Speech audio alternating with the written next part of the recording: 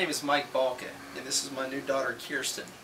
And I wanted to try to do my best today to honor the loving memory of my beautiful bride and soulmate, Christy Balka. Christy was a homeschooling mother of 4, and I found it truly amazing what she accomplished in our 16 years of marriage. Early on in our marriage, I worked a very busy corporate job, and Christy showed me in the book of Deuteronomy a verse that indicates that the father should be with the children when they rise up in the morning, when they're sitting in the house during the day, when they're going to bed at night, when they're walking in the way, and that you're supposed to constantly be teaching them God's ways. And God used that in my life and convicted me that I needed to spend more time in my children. Because of that, I started praying that God would provide some way for me to work out of my home. And over time, God provided that opportunity, and it turned out to be one of the greatest blessings in my life, because my wife and I worked as partners and just poured our lives into our children. Christy was amazing the way our home would run. It was a sight to behold. Children had morning routines. They knew when to get up. They got up on time, made their bed immediately before they came down. They spent time with God in the morning having devotions. There were dishes that were washed, tables that were set, laundry that was done. Everybody went where they were going with a purpose and a mission, but at the same time, the house was full of fun and excitement. Christy kept music playing in the house all the time that built like a very spiritual atmosphere. Christian music was being played constantly in the home, and it just built a really warm, loving environment in our home. Christy was a person that loved her children in a very special way. She very often would just touch the cheeks of her children and rub them. She loved to touch them and hold them, hold their hands.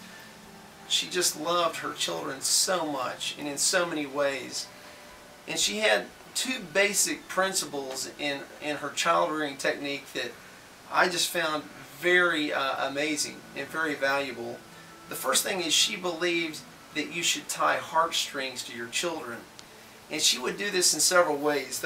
When my first son turned about 1 year old, Christy had read something. She told me, "You need to have talk time with him at night." And I said, "Well, what do you mean?" And she explained to me that when a child goes to bed, that's when they're most vulnerable. And so she encouraged me to climb into bed with him each night after I prayed over him and to spend time just talking to him. And what I discovered was Kelton opened his heart, and he would pour it out to me, and we would talk, and it knit our hearts together. And I tried that as we had more and more children. I would do it with maybe a different child each night, but I tried to continue to do that, and she did it as well.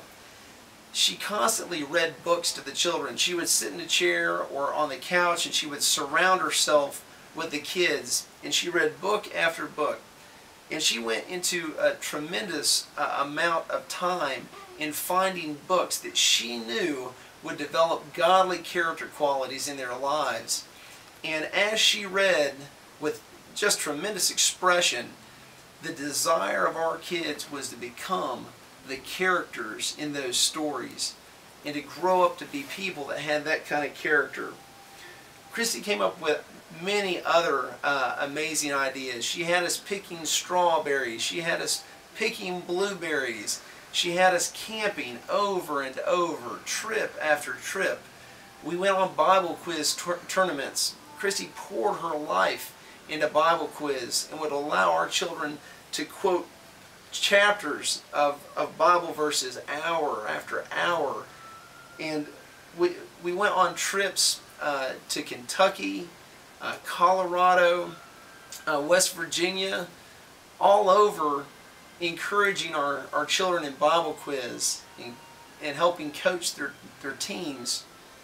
And so anything that our children were doing, she would just pour her heart and pour her life into it.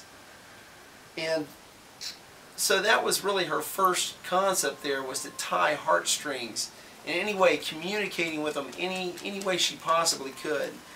The second side, though, was discipline.